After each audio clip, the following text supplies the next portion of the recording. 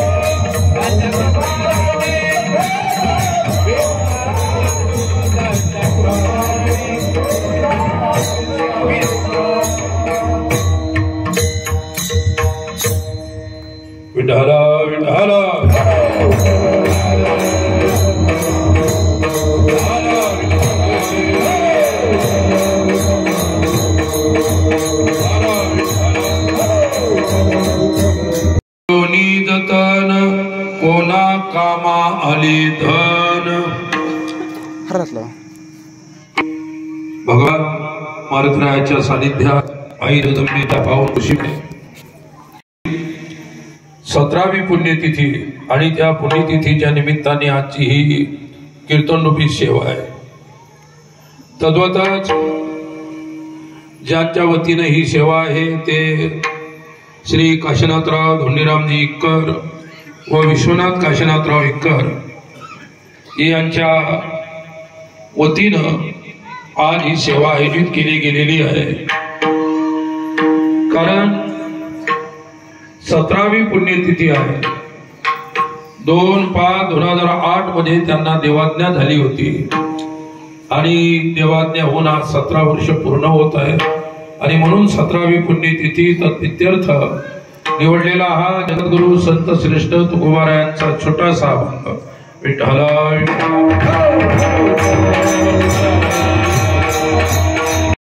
कवी शब्दाच्या छोट्या अभंगामध्ये जीवन संपूर्ण सार महत्व या चिंतन सांगितलेलं आहे.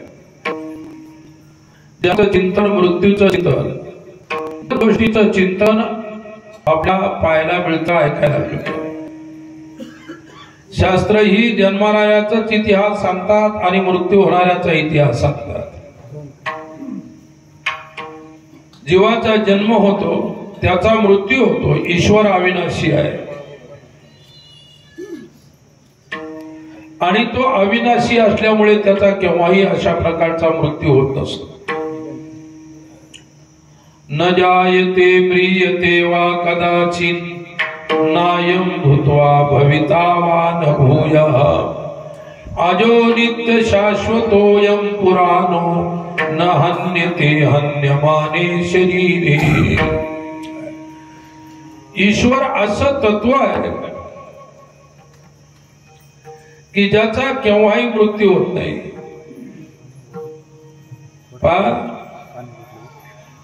जीवाच्या ठिकाणी 6 गोष्टी असतात. मृत होणाऱ्या जीवाच्या ठिकाणी 6 गोष्टी आहेत. अस्ति जायते वधते विपरिमिते अपक्षीयते आणि विनश्यते. जीवासाठी हे 6 दुर्गुण सांगितलेले आहेत किंवा 6 प्रकारच्या त्या ठिकाणी गोष्टी सांगितलेल्या आहेत. अस्ति म्हणजे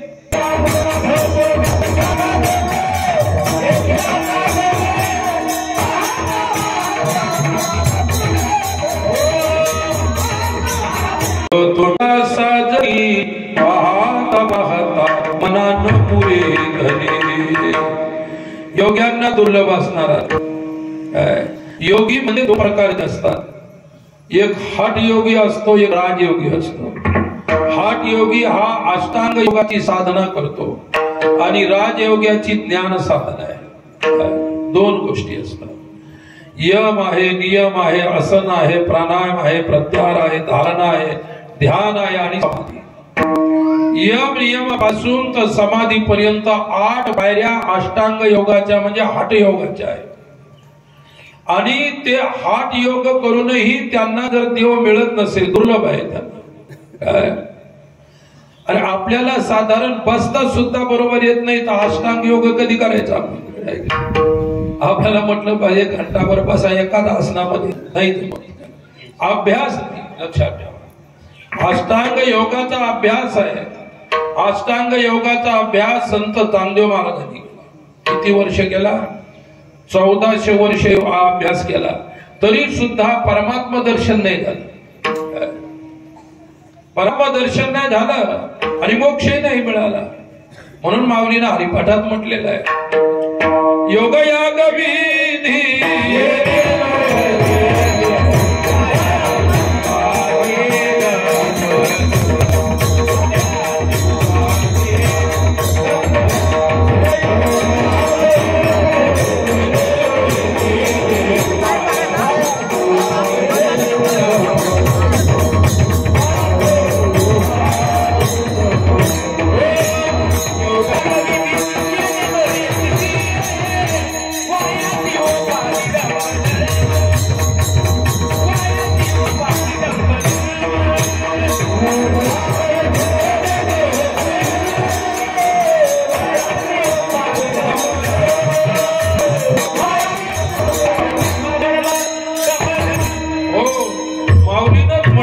योगयाग विधी नेनो हे सिद्धी सिद्धिं प्राप्तो यथा ब्रह्म तथा नोति निबोध मे. सिद्धी म्हणजे परमात्मा प्राप्ती, सिद्धी म्हणजे मोक्ष. म्हणजे योग यागादी करून सुद्धा मोक्ष दुर्लभ आहे. लक्षात ठेवा. म्हणून अष्टांग योगे न सिनिजेरया यम नियम निरोधन कीजेरया वाचा गीत गाईजे वाचा गीत गाईजे. एवढा अवघडामध्ये कशाला जायचं माऊली म्हणतात? आणि तुकोबर आहे स्वल्प वाटे चला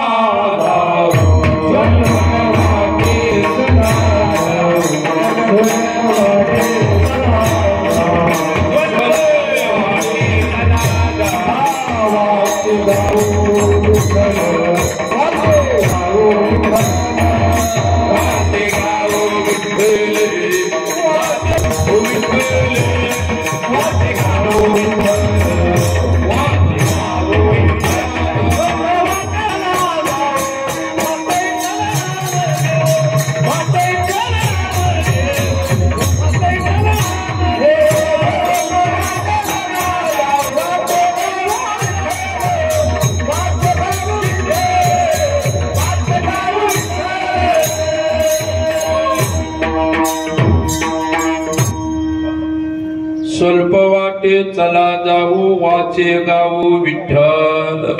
तुकोबा म्हणतात योगासारखा अवघड विषय आहे, साधना अवघड आहे.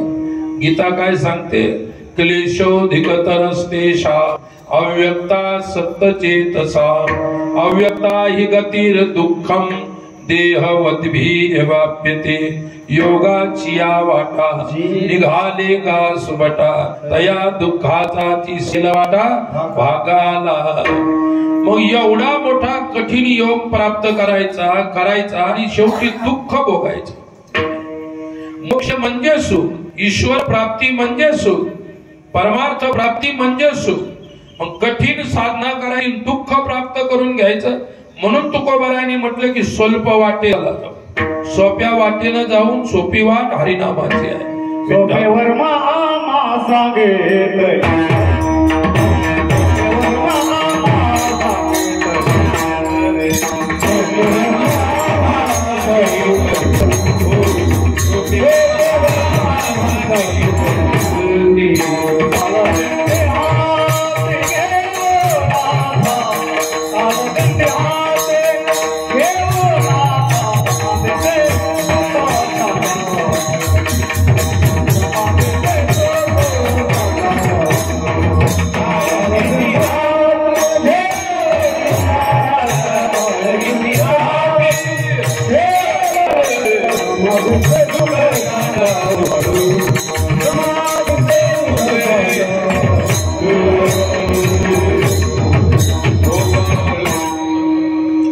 सोपेवर माप महा सांगितले संती टाळ दिंडी हाती घेऊन नाचा समाधीचे सुख सांडा.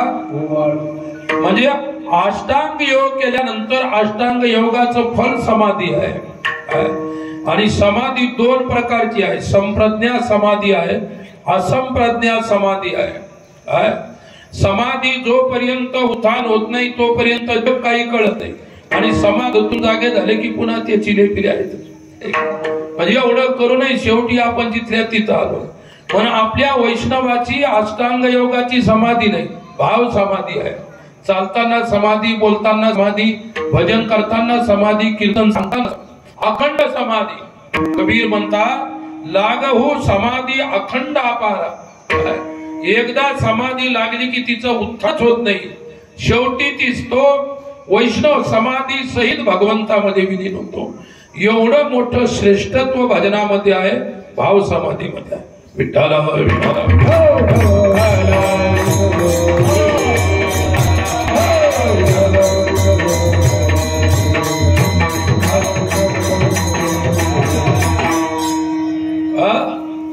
कीर्तन म्हणजे काय असतं?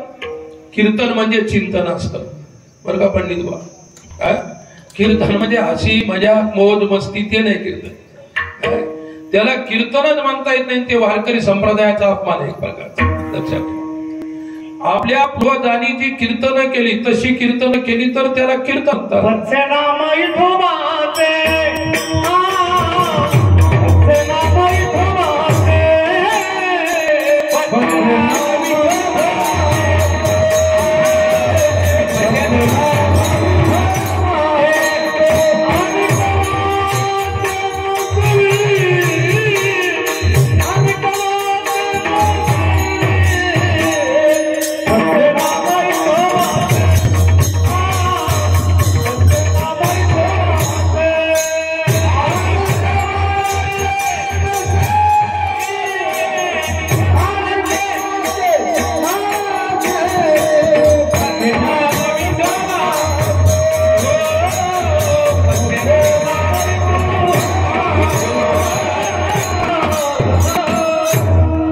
पथ्य नाम विठोबाचे आणि कवाचे नशिबी. पथ्य कशाला म्हणतात? जे घ्यायला चालतं त्याला पथ्य म्हणतात आणि जे घ्यायला चालत नाही त्याला कुपथ्य म्हणतात. मग आपण बिमार झालो, काही डॉक्टरकडे गेलो, मग आपण विचारतो काय खायचं? काय जे खायचं ते पथ्य. काही लोक उलटा अर्थ करतात. पथ्य म्हणजे जे घ्यायचं नाही ते पथ्य नाही, जे खायचं ते पथ्य आहे, जे घ्यायचं नाही ते कुपथ्य आहे. समजा त्या ठिकाणी आपल्याला ताप आला, मग ते डॉक्टर सांगतात आंबट खायचं नाही, तिखट खायचं नाही, आमक खायचं नाही. जे खायचं नाही ते कुपथ्य आहे आणि जे सेवन करायचं ते पथ्य आहे. पथ्य नाम घ्यायचं काय? विठोबाचं नाम. विठोबाचं नाव पथ्य आहे आणि जे घ्यायचं नाही ते कुपथ्य आहे. विठ्ठल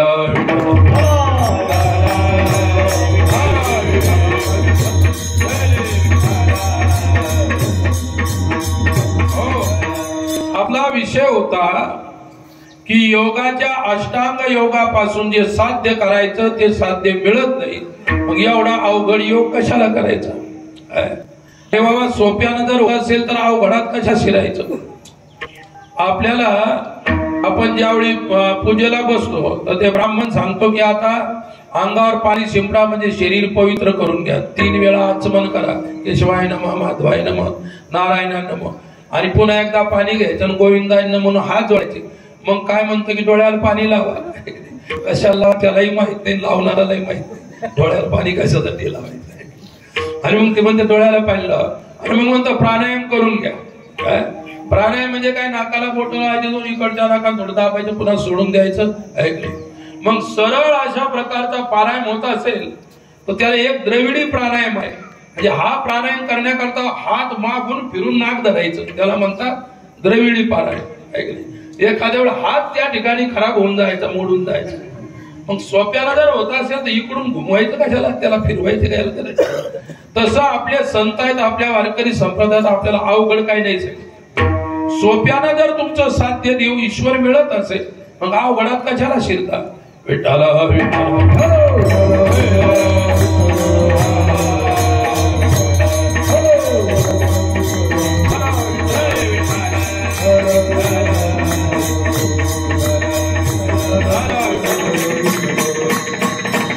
आमच्या आश्रमच्या पुढे मध्य प्रदेश लागतो आणि तिथं आदिवासी लोक आहेत त्या भागात. आणि तिथून असा रोड जातो बरामपूर ते जळगाव जामोद रोड जातो. संपूर्ण आदिवासीच्या डोंगरातून रोड जातो. आता कमी आहे पण पूर्वीच्या काळात गाड्या अडवायच्या. मोटरसायकल अडवली नाही. मोटरसायकलला म्हणायचं की बाबा हे जे सर्व घे, तुला पाहिजे तर मारू नको. काय नको? मग ते सोपं करून द्यायला लागला नाही, तुम्हाला सर्व काढून द्यायला लागला. पैसे, सोनं नाणं, अंगठी, चैन जे असेल ते म्हणतात मारल्याशिवाय आमचं समाधानच होत नाही. सरळ सरळ घेतल्यानं आमचं काही समाधान होत. ज्यावेळेस ते ठोकतील, मारतील, ते म्हणजे आता आम्हाला घेतल्याचा आनंद वाटून राहिला. म्हणजे सहजासहजी जे दिल्या जातं त्याला त्याच्यात ते समाधान नाही. आणि तुमचं आमचं सुद्धा तेच आहे. सहज जर मिळत असेल समाधानच नाही त्याच्यात. वाकड्या तिकड्या रस्त्यानं जाऊन मिळत असेल तर मग माणसाला वाटतं बरं वाटतं की आता काहीतरी करून मिळालंच. तशी आपली वारकरी संप्रदायाचा मार्ग सरळ मार्ग आहे. काय? मोडोनिया वाटा सूक्ष्म दुस्तर केला राज्य बहार. योगाच्या वाटा, कर्माच्या कठीण वाटा तुकोबारांनी मोडल्या म्हणजे बाजूला सारल्या. कर्माची निंदा केली नाही, योगाची निंदा नाही केली, फक्त त्यातलं काठिण्य सांगितलं आणि सामान्य सकळ जनांना ते करता येणार नाही. म्हणून बाबांनो तुम्हा सर्वांना करता येते का? विठ्ठला विठ्ठला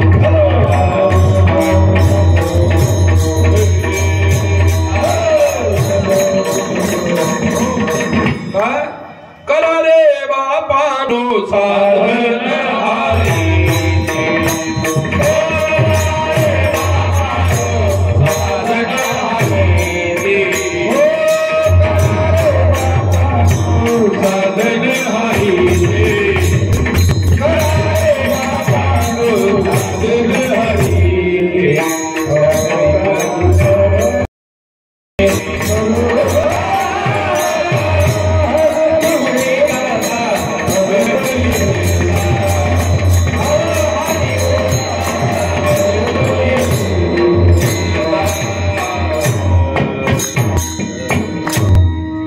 रे बापानो साधन हरी धनी करणीचे करू नका.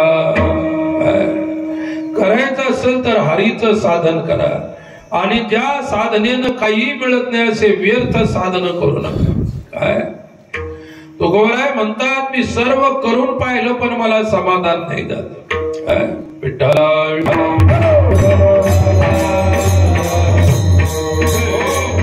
नाना साधनाच्या गेल्या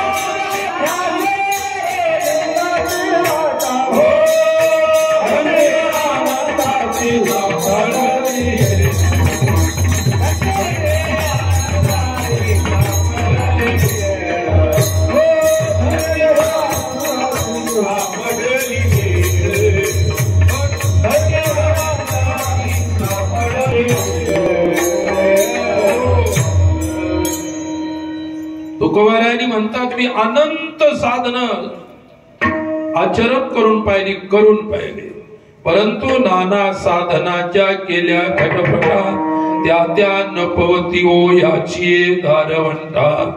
जानो जाता जाणी व घाली आड फाटा योगाभ्यासे सिद्धी रोधिताती वाटाऊ. सिद्धी योगाभ्यासानं सिद्धी प्राप्त होते. काय सिद्धी सुद्धा 18 प्रकारच्या आहेत. त्याच्यामध्ये 8 सिद्ध्या महा आहेत आणि 10 उपसिद्ध्या आहेत. एकंदरीत 18 सिद्ध्या आहेत आणि म्हणून 8 सिद्ध्या मुख्य आहेत. आणि आमचे संत म्हणतात अष्टमहासिद्धी ओळखती नवजिती दुरी देखोनिया. आम्हाला अष्टमहासिद्धीशी घेणं 18 सिद्धीशी घेणं. आम्हाला घेणं आहे ते आमच्या देवाशी. ज्या साधनेनं भगवंत मिळेल ती साधना महत्वाची. विठ्ठला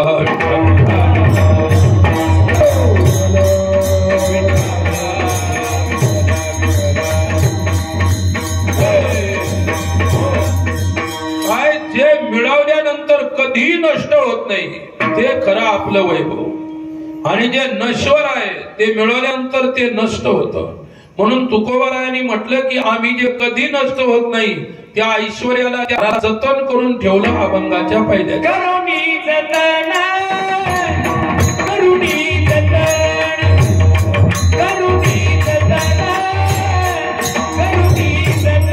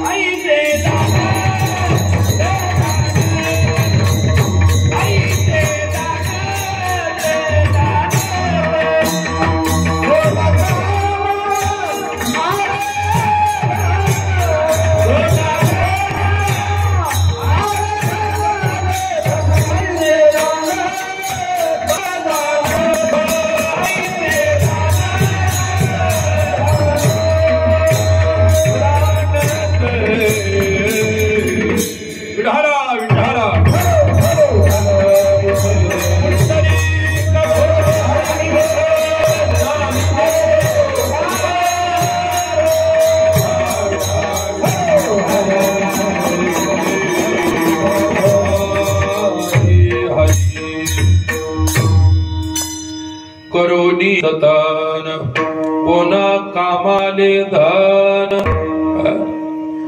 तुकोबाराय जे बोलतात तुमच्या आमच्या हृदयातली गोष्ट बोलतात, आणि जी हृदयात गोष्टच नाही ती जी बोलतात ती इतर लोक बोलतात. संत फक्त कामाचं तेवढं बोलतात, बिना कामाचं काही बोलत नाही. कामाचं जेवढं आहे तेवढंच महत्वाचं आहे. अरे आंब्याला त्या ठिकाणी भरपूर आंबे लागले, पण आपण खोड खातो का, फांद्या खातो का, पानं खातो का? फळच खातो आपण.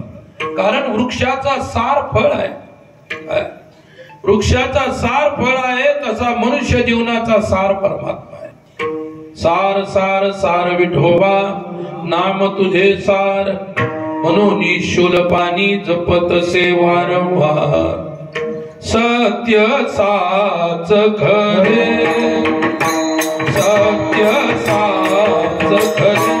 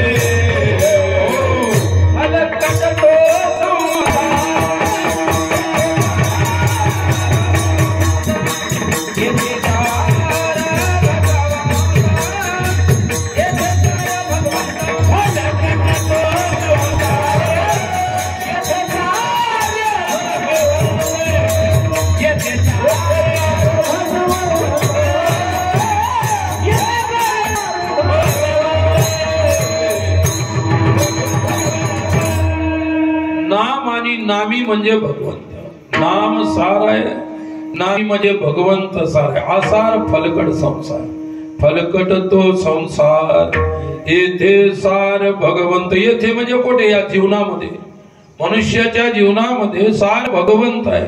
आणि फलकट काय आहे? अरे थ्रेशरना आपण सोयाबीन काढतो, ज्वारी काढतो किंवा गहू काढतो. भुसा घरी आणतो का दाणे घरी आणतो?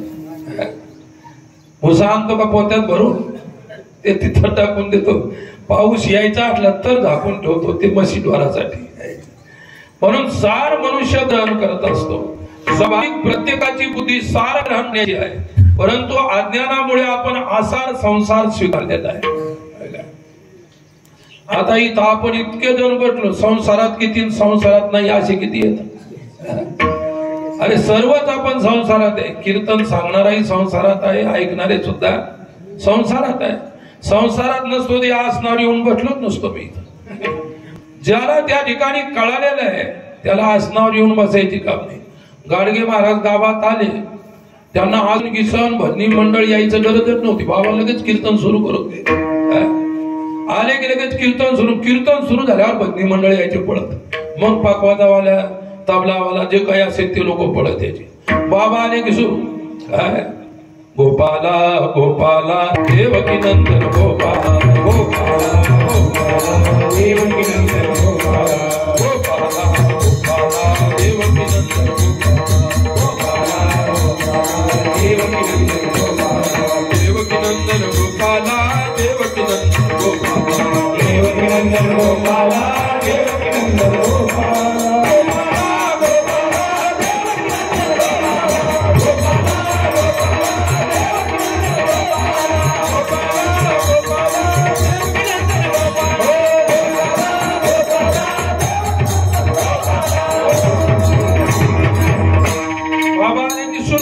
आणि सुरू झाल्यानंतर मग टाळकरी यायचे, ऐकणारे यायचे, सुरू आत्म्याला काय? ज्याला संसारच नाही त्याला संसारातल्या कोणत्याही वस्तूची गरज नसते. आपण हा एवढा वेळ माझ्या सहीत जमावला, हा संसार जमा करून उभा केला. काय केला? त्याची काहीच गरज नाही. परंतु केव्हा गरज नाही, ज्यावेळी तुम्ही ज्ञानी व्हाल. नाही तुम्ही आता आजपासून टाळ वाजवणं सोडून द्यायचे भजन. महाराजांना सांगितलं याच्यात काही गरज नाही. जोपर्यंत आत्मबोध रुजवत नाही आपल्या अंतःकरणामध्ये तोपर्यंत या सर्व साधनांची गरज आहे. आणि आत्मबोध झाल्यानंतर मात्र याची कसलीही गरज नाही. प्राप्ती झाली या जैसी साधने सरती या पैशी. त्याची प्राप्ती झाल्यानंतर साधन संपले. तुम्हाला नदी पार करायची, मग तुम्ही काय करता, 2 रुपये देता, नावात बसता, तो पलीकडच्या काठावर नेऊन सोडतो. मला पलीकडे जायचंय, पुन्हा परत येऊन 2 रुपये देतात त्याला. काम संपलंय तुमचं. तुम्हाला पलीकडे जाणं हा तुमचा उद्देश होता. तसा मोक्ष प्राप्त करणं हा परमार्थाचा उद्देश आहे. भक्तीचा उद्देश भगवंत प्राप्ती आहे. पण भगवंत प्राप्तीनंतर मग साधन करायची काही गरज. आणि ज्ञान प्राप्त झाल्यानंतर ज्यावेळी साधना केली जाते त्याला म्हणतात ज्ञानोत्तर भक्ती. आणि त्याला गरज नसताना तो ज्ञानी पुरुष साधना करतो, ते तुमच्या आमच्या कल्याणासाठी तुम्ही आम्ही करावं म्हणून करतो. नाही तर त्याला काही करायची गरज नाही. विठ्ठला विठ्ठला.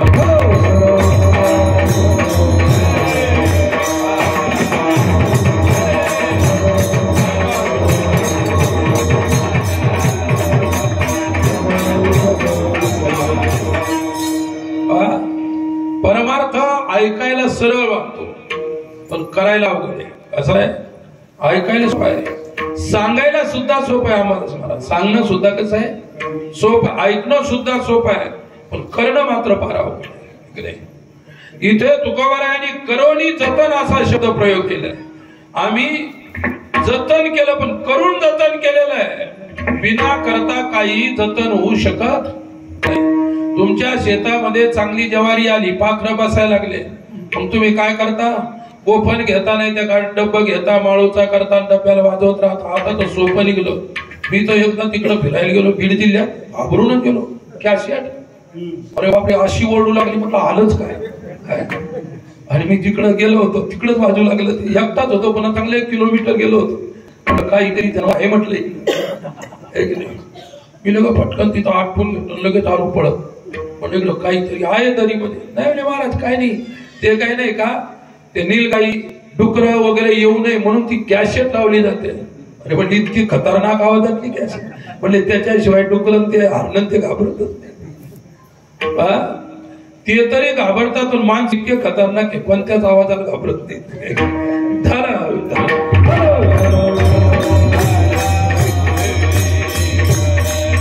हो, आता त्या कॅशेटी आपल्या इथं आमच्या तिथपर्यंत पोहोचले, आमच्या तिकडे सुद्धा आले. करोनी जतन. तुकोबारांसारख्या महापुरुषाचा एक शब्द जरी आपल्याला कळाला तर आपला अभंग कळाल्याचं पुण्य लाभेल. इतकं महान त्यांच्या वचनामध्ये साठवलेलं आहे. विठ्ठला विठ्ठला.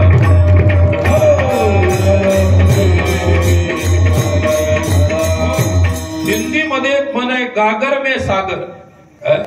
गागर म्हणजे घागर, घागरी मध्ये समुद्र साठवलेला आहे. तसा घागर दिसायला लहान, पण तिच्यामध्ये समुद्र साठवलेला आहे. तसे तुकोबारायांचे शब्द दिसायला छोटे छोटे, पण ज्ञानाचा सागर त्याच्यामध्ये साठवलेला. इतका अर्थ त्या शब्दांच्या मध्ये आहे. विठ्ठला विठ्ठला.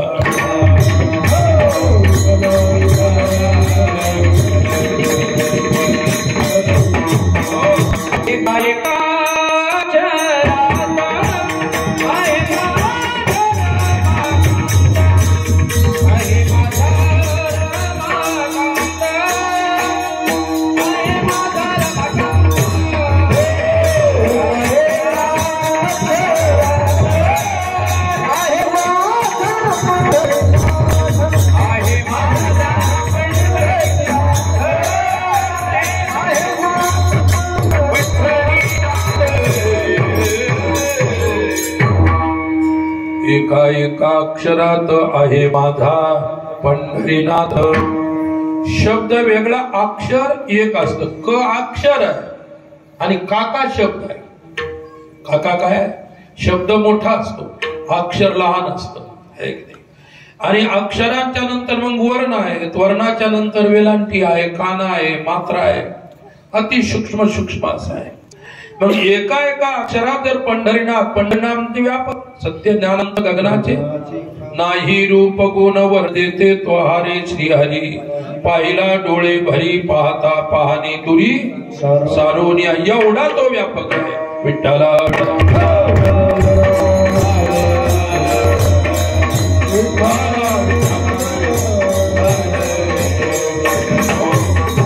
मग जे विनाश होत नाही त्याला जतन करून ठेवायचं। संसारात प्रत्येक वस्तूचा नाश आहे, संसारात जी वस्तू जन्माला येते तिचा नाश होतो, संसारात जे दिसतं त्याचा नाश आहे। जे जे देखणे सकळ ते ते स्वप्नीचे मायाजाळ, हे जेवढं काही मायाजाळ आहे, जेवढं भ्रमानं भरलेलं आहे भ्रमाने, ते सर्व नश्वर आहे। म्हणून तुकोबराय म्हणतात आम्ही संसाराला जतन करण्याचा प्रयत्न केला नाही, आम्ही परमार्थ जतन करून ठेवा, कारण अविनाशी परमार्थ आहे, परमार्थाचा कधी नाश होत नाही। मग जे विनाश होत नाही त्याला जतन करून ठेवा विठ्ठला विठ्ठला।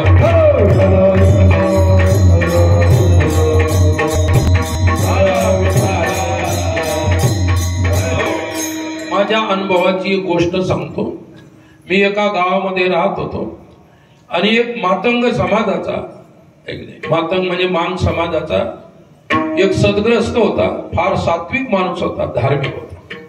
मी जिथं यायचो, मी असं गाव सोडून शिवारामध्ये एका झाडाखाली झोपडी बांधलेली होती, त्यात राहायचो, मी माझी साधना करायचो। आणि तो सकाळी यायचा, रस्त्यापासून तर माझ्या झोपडीपर्यंत रस्ता झाडून काढायचा, रोज त्याचं एकच नाही। त्याला घरामध्ये त्याचं लग्न झालेलं नव्हतं, पण त्याच्या भावाचं लग्न झालं होतं, म्हणून भाऊ वारला होता, भावाची बायको, भावाला काही मुलबाळ नव्हतं। आणि ज्यावेळी भाऊ वारला त्यावेळी हा अतिशय छोटंसं लेकरू होतं, म्हणजे भाऊजाईनच काय केलं, आई होऊन त्याचा सांभाळ केला लहानपणापासून। इतका सीधा साधा भोळा भाळा होता, साधा होता, बिचारा शिकलेला नाही, काय नाही। एक दिवस मी त्या आंब्याच्या झाडाखाली बसलो होतो, तो माझ्या जवळ आला आणि बाबा काय नाही, तो म्हणाला भाभी मेल्यानंतर तेरवी करावी लागेल नाही का? म्हणतो तेरवी तर करावं लागेल म्हटलं। मग आतापासून मजदुरीला जातो, थोडे थोडे थोडे थोडे पैसे बाजूला ठेवतो, एक नाही। मग अचानक माझ्याजवळ त्यावेळी तेरवीला पैसे राहणार नाही, अगोदर तो भाभी मेलीच नाही, तर तिच्या तेरवीची तयारी चालू आहे विठ्ठला।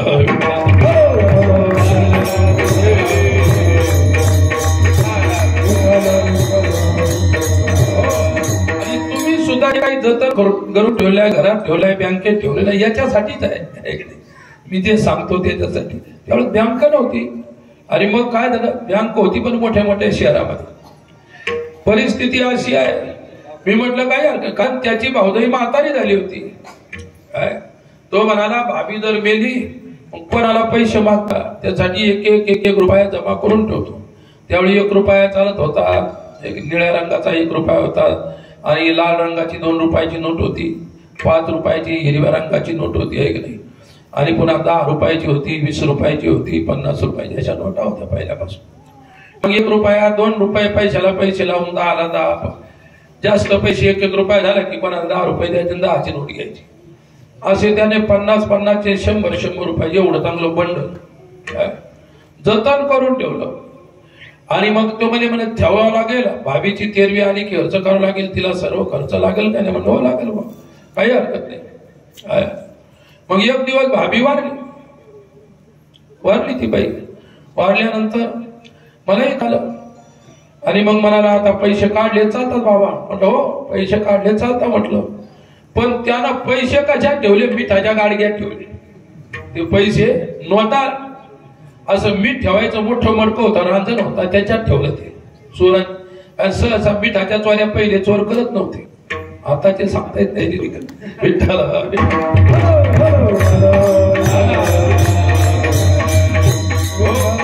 त्या मिठामुळं काय झालं, मिठाला त्या ठिकाणी पाणी सुटून ते सर्व पैसे नष्ट झाले, म्हणजे त्याचं पाणी होऊन गेलं त्या कागदाचं। आणि मग ते काढायला भाऊजाई वारली, झालं काढायला गेला तर सर्व पाणी मिठच मीठ झालं।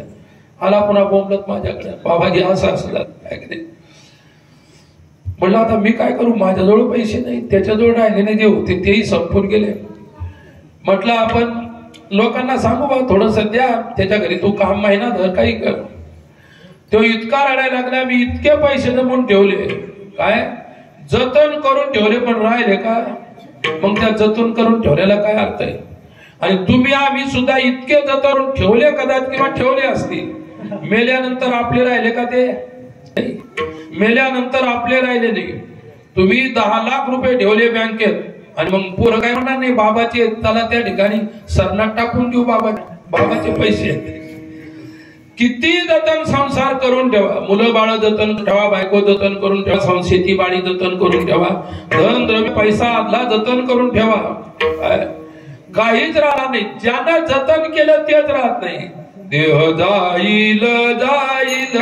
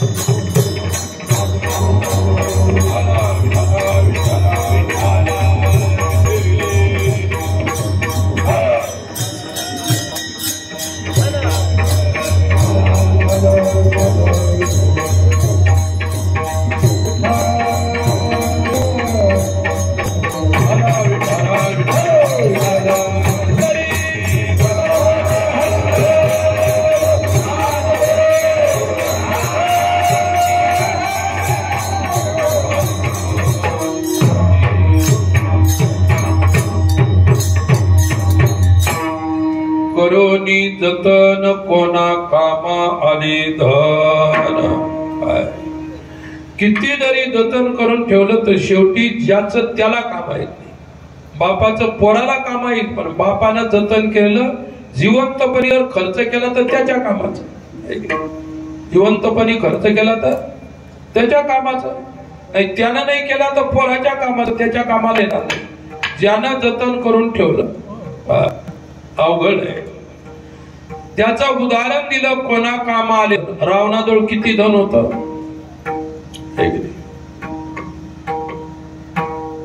संगती कवळी गेली नाही, संगती कवळी गेली नाही.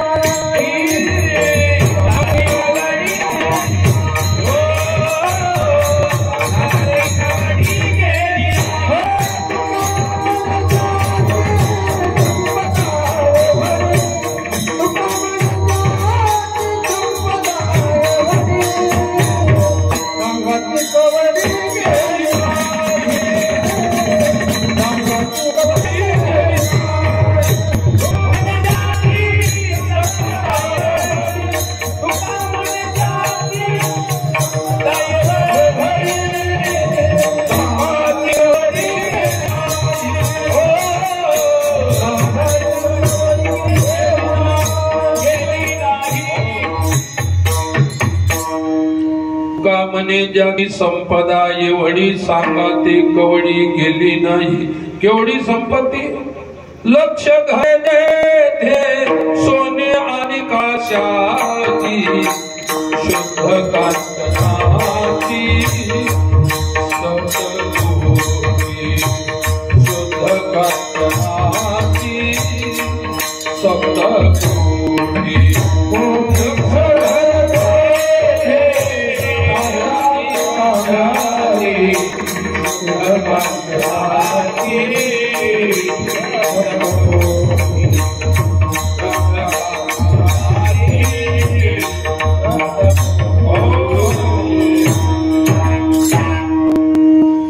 लक्ष घरे जेथे कांस्य आणि तांब्याची शुद्ध कांचनाची कांचन म्हणजे सोनं.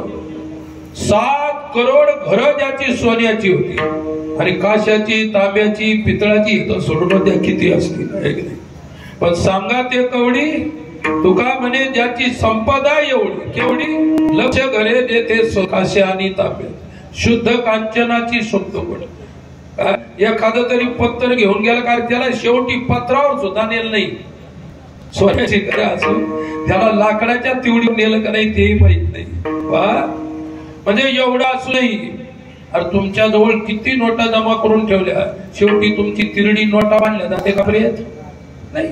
मग तुम्ही कमाल तुमचं दूध त्याच्यावर बांधायला काय हरकत आहे. म्हणून म्हणतात हे कोणाच्या कामी नाही धन आहे. कोणा कामा आले धन कोणाच्या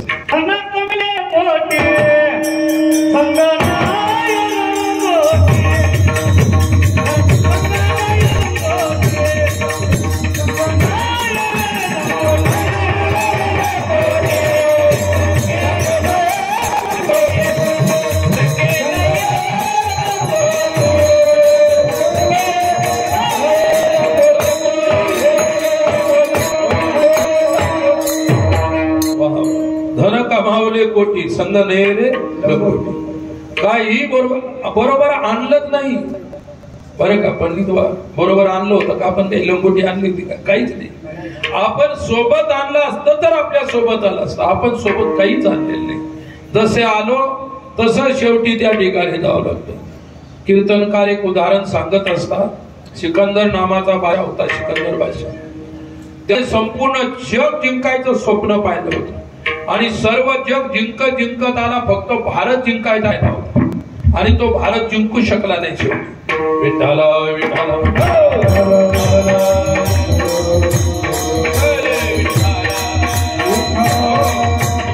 त्याच्या गुरुनं सांगितलं होतं की भारत जिंकण्याचे स्वप्न पाहू नको आणि भारत जर का तू जिंकला एवढा बेकार हारशील की त्या ठिकाणी पुन्हा तुला युद्धच करण्याची इच्छा होणार नाही. कारण भारतातले लोक असे ज्यांना जिंकण्याचाही आनंद आहे हरण्याचाही आनंद नाही. दुःखे सुखे कृत्वा लाभालाभो जया जयो. काय ही भारताची ही संतांची असणारी तत्वज्ञानाची परंपरा आहे. त्याचा गुरु सुकरात होता. त्याचा गुरु ज्या सुकरातला शेवटी त्याच्या अंगात खिळे ठोकून मारण्यात आलं. महान तत्वज्ञानी पुरुष होता. पण समोरचे सर्व नास्तिक लोक होते. काय नास्तिक होते कर्मकांडी होते. त्यांना वाटलं याचं खरं ज्ञान जर उजेडात आलं तर आपलं खोटं त्या ठिकाणी बाहेर येईल आणि म्हणून याला ठेवायचंच नाही त्याला असं मारलं. अरे चांगल्या माणसाला आजही कोण जगू देत लक्षात ठेवा.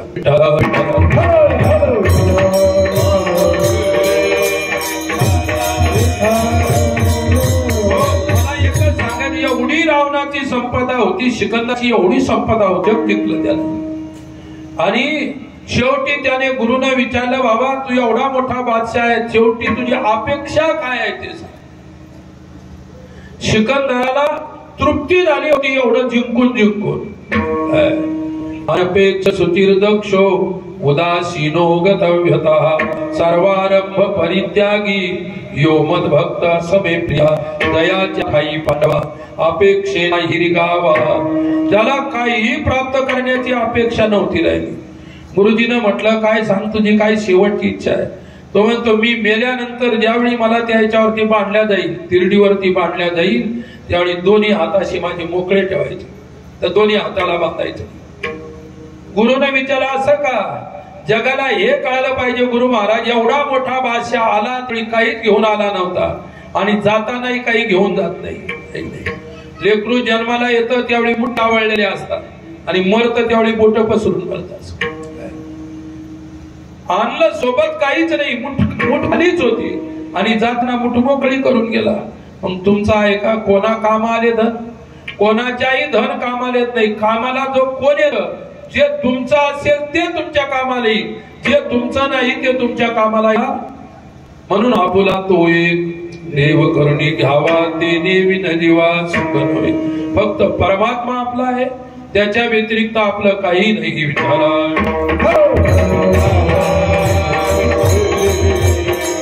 आणि तुकोबराय म्हणतात जे नेमते आहे त्यांची गोष्ट थोडा, पण जाणत्याची काय गोष्ट आहे दुसऱ्याकडे.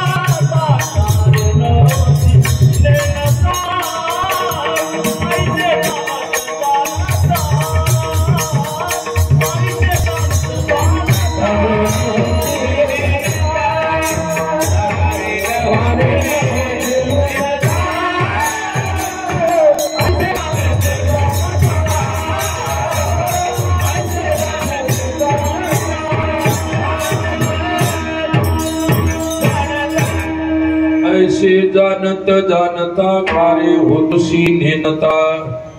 तुम्हाला आम्हाला सर्वांना माहित आहे मागे जेवढे आले ते तसेच गेले, त्यांनी काही बरोबर नेलं, कोणाचं काही त्या ठिकाणी इथे राहिले. एवढं जाणत असून सुद्धा का नेनता होतोस? विठ्ठला विठ्ठला. तुकाराम महाराजांनी काय प्रार्थना केली होती? जाणून नेनते करी माझे मन. देवा माझ्या मनाला जाणत बनू नको. जाणतेपणामध्ये अहंकार आहे. थोडस ज्ञान झालं की माणसाला काय होतो? अहंकार होतो.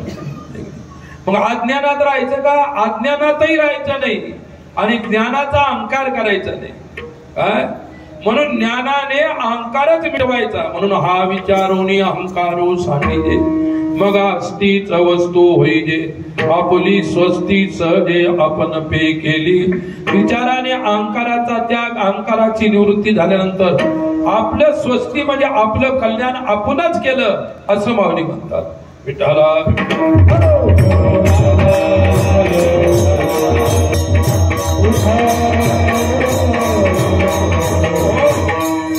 आणि दुसरी गोष्ट, जे आपलं कल्याण करू शकत नाही त्याच्याशी आपण संबंध जोडलेला आहे. कसा जोडला? तिसऱ्या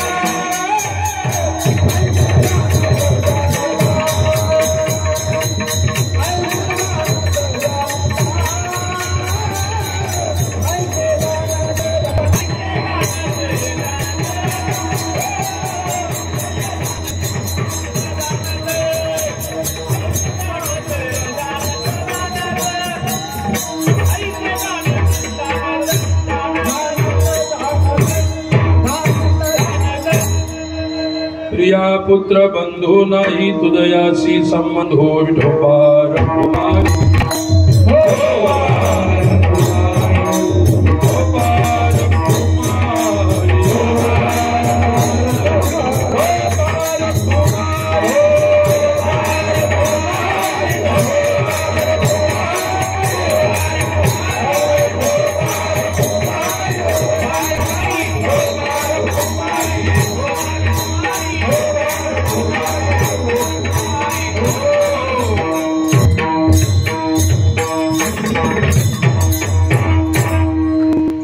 पुत्र बंधू नाही तुझयाशी संबंध.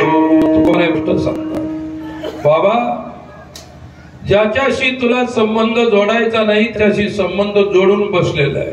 काय तुम्ही आम्ही सुद्धा एकमेकाशी संबंध जोडून बसलेला आहे. आणि जोपर्यंत संबंधाची निवृत्ती, संबंध तुटत नाही, तोपर्यंत देवही भेटत नाही आणि मोक्षही भेटत नाही. कारण काय, संबंधामध्ये द्वैत सिद्ध होत असतं. आपण एकटे आहोत, आपलं स्वरूप एकटं आहे. आणि जे एकटं असतं त्याला अभेद अद्वैत म्हणत असतात. आणि म्हणून बाकी जेवढा काही संबंधित आपल्याला आहे, सर्व द्वैत आहे, सर्व जग आहे, सर्व विश्व आहे. प्रिया म्हणजे पत्नी, पुत्र, बंधू म्हणजे भाऊ, भाऊबंद वगैरे सर्व आले. नाही तुझयाशी संबंध, तुझं म्हणजे आत्म्याशी. आत्म्याचा संबंध या कोणाशी नाही. मग प्रियाशी संबंध शरीराचा, प्रियाशी संबंध पुत्राचा, प्रियाशी संबंध बंधूचा, प्रियाशी संबंध जगातल्या सर्व वस्तूशी. मग शरीराच्या संबंधाने आपण संबंधी जोडलेले आहे. आतापर्यंत कोणीतरी लग्न संबंध दगडाशी जोडला काय? तुम्ही आमचे संबंध, आमची पोरगी तुम्हाला. दगडाला कोणी म्हटलं का? कोणीच नाही म्हणत का? आपण चेतनाला चेतन म्हणजे लक्षात ठेवा. आणि जडाशी चेतनाशी काही संबंध आहे. जे दिसतं ते जड आहे, परमात्मा चेतन आहे. मग चेतनाचा संबंध चेतनाशी, जीवात्मा चेतन आहे, परमात्मा चेतन आहे. आणि म्हणून जीवात्म्याचा संबंध परमात्म्याशी आला पाहिजे. एक नाही. बुद्धीचे वैभव अन्य नाही तुझे एका केशवराजे सकळ सिद्धी. बुद्धी म्हणजे जीव तत्व. जीव तत्वाला परमात्मा तत्वाशी संबंध जोडला म्हणजे मुक्ती मिळते.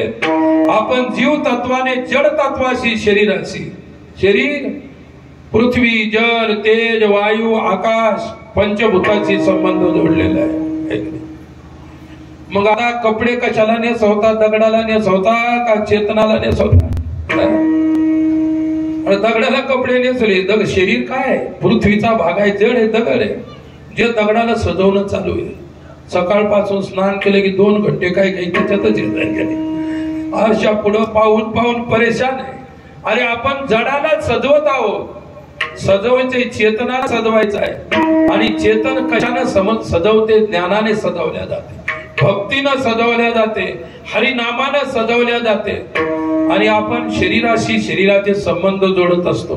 मग ज्या शरीराने, ज्या शरीराचा संबंध जोडला, हे शरीर नाशिवंत, हे शरीर नाशिवंत. म्हणून जडाशी, जडाने संबंध जोडलेला आहे. म्हणून चैतन्य स्वरूप असणारा परमात्म्यापासून जड नेहमी वंचित राहत. म्हणून त्याच्यासाठी आपण जीवनाला आलो, चैतन्याचं चेतनता घेऊन आलो.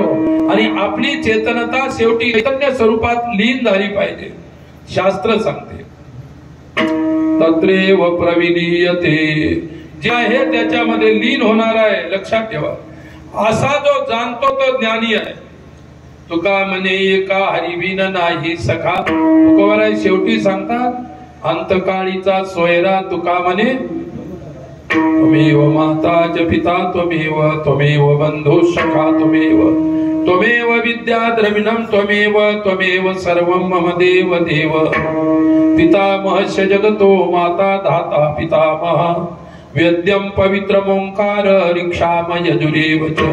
कृष्ण माझी माता, कृष्ण माझी पिता, बहीण बंधू चुलता, कृष्ण माझा विठ्ठल माय बाप चुलता, विठ्ठल भगिनी आणि विठ्ठले विन चाड नाही गोता. तुका म्हणे आता त्या पांडुरंगाशिवाय आपलं दुसरं कोणीच नाही.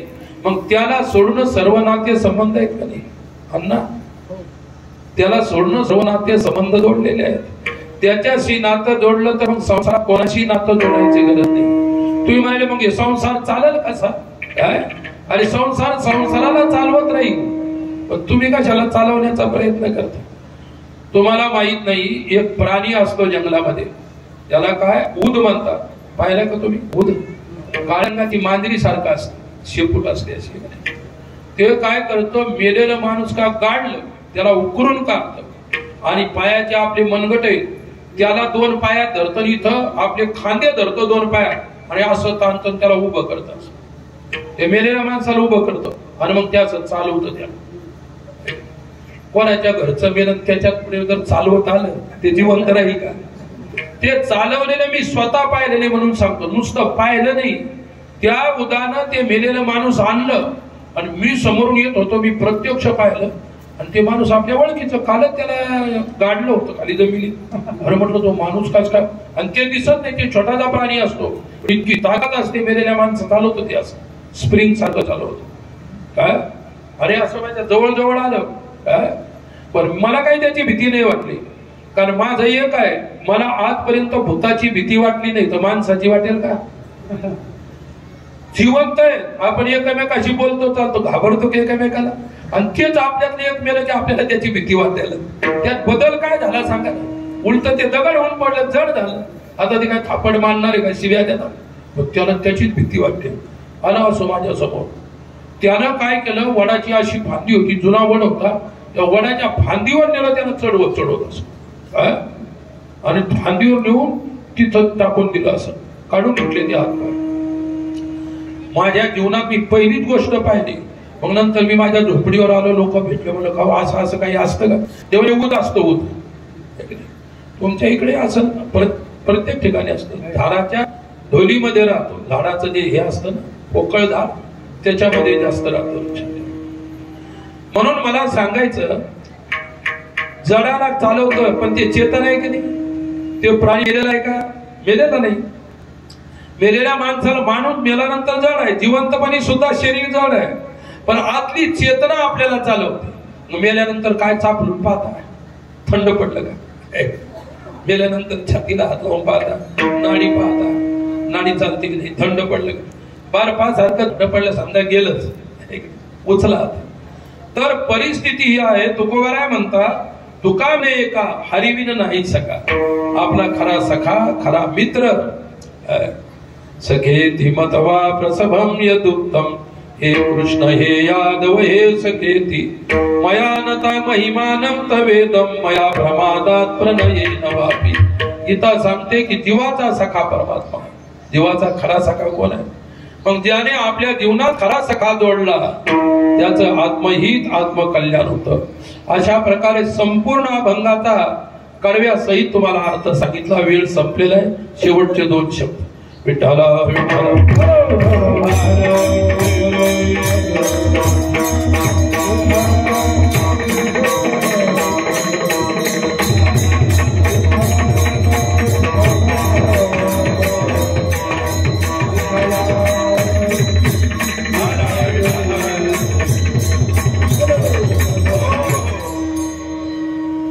स्वर्गीय विठ्ठल काशीनाथराव विकर यांची आज 17वी पुण्यतिथी आणि 17व पुण्यस्मरणाच्या निमित्ताने माझ्याकडे आलेली त्यांच्या पुण्यतिथी प्रित्यर्थीची ही सेवा. त्यांचे वडील स्वर्गीय विठ्ठलराव यांचे वडील काशीनाथराव धोंडीरामजी विकर, बंधू विश्वनाथ काशीनाथराव विकर, काय परिवारही माझ्या परिचयाचा आहे. विश्वनाथजी आहेत, औरंगाबादला राहतात. मी ज्यावेळी औरंगाबादला जात असतो केव्हा केव्हा त्यांच्याकडे सुद्धा थांबतो. म्हणून त्यांचा आणि माझा बऱ्याच वर्षापासूनचा अशा प्रकारचा परिचय आहे. आणि त्यांचे बंधू आपले 2008 साली त्यांना देवाज्ञा झाली, वैकुंठवास झाला आणि दरवर्षी अशा प्रकारचं हे पुण्यस्मरण साजरं केलं जातं. ज्या परीनं होणं त्या परीनं या वर्षी 17व पुण्यस्मरण आहे. आणि 17व्या पुण्यस्मरणाच्या निमित्ताने आजची सेवा माझ्याकडे आली होती.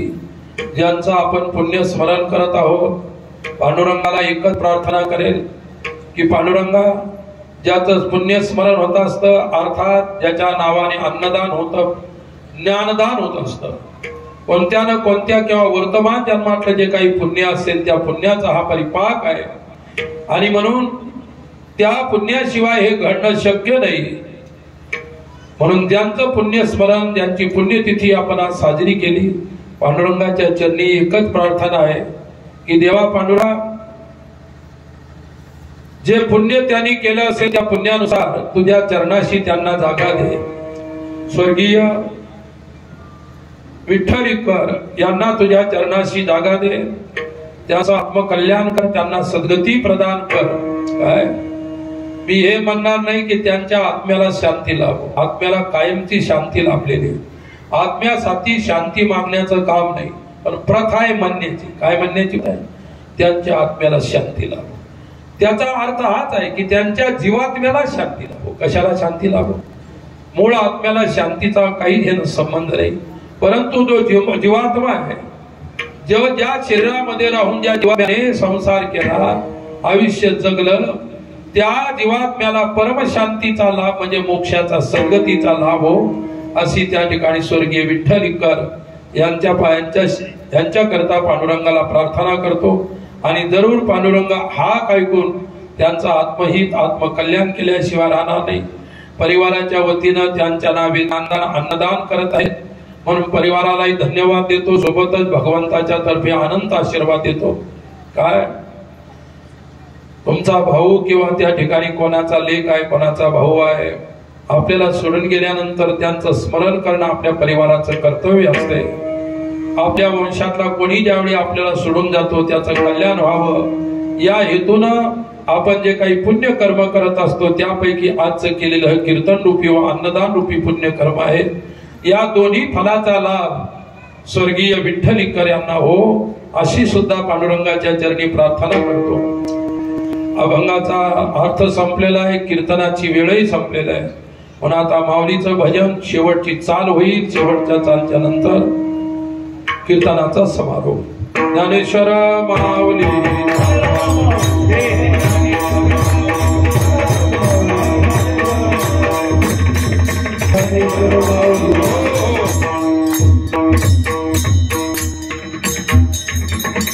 हरिभक्त पारायण कारभारी महाराज के कडोळीकर त्यांना सांगतील विठ्ठल महाराज काष्टगावकर।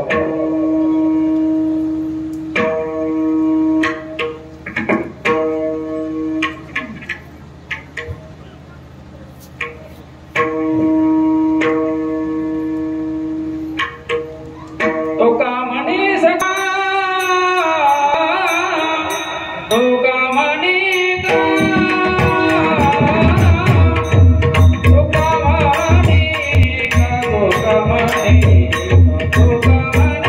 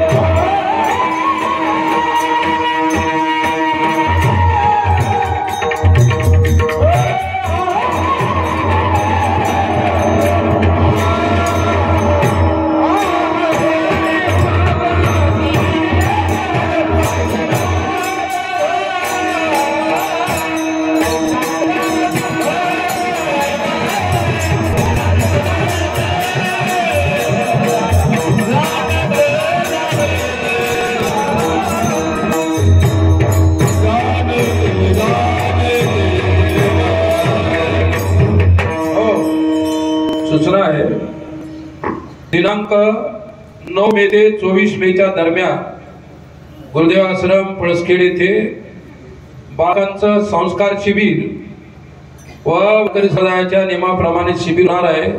त्याच्यामध्ये हरिपाठ, मृदंग, चाली वगैरे हे शिकवल्या जातात आणि सोबतच संस्काराचं सुद्धा शिक्षण असतं। ज्यांनाही आपल्या बालकांना फक्त वयोगट 5व्या वर्गापासून तर 10व्या वर्गाच्या पर्यंतच्या मुलांना तिथे प्रवेश दिला जातो, 5 ते 10 वर्ष, आणि हे 15 ते 16 दिवसाचं शिबिर आहे। त्याच्यातून आपली मुलं त्या ठिकाणी संस्कारित म्हणून घडवल्या जातात।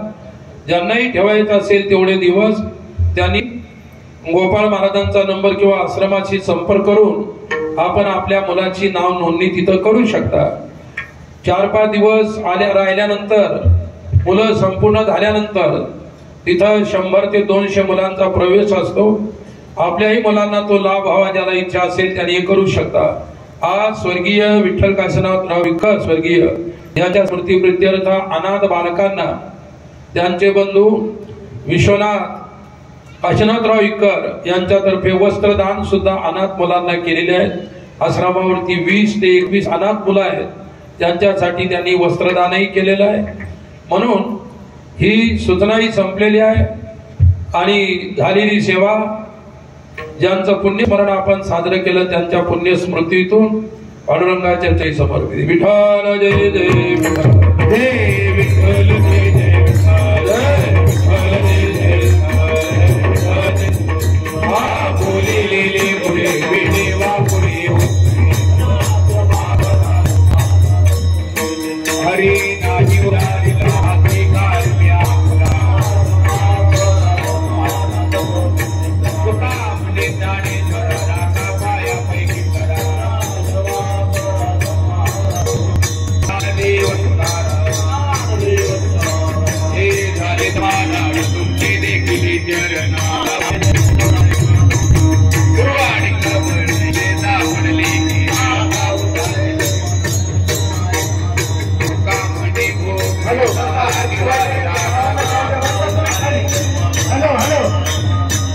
आज करून यार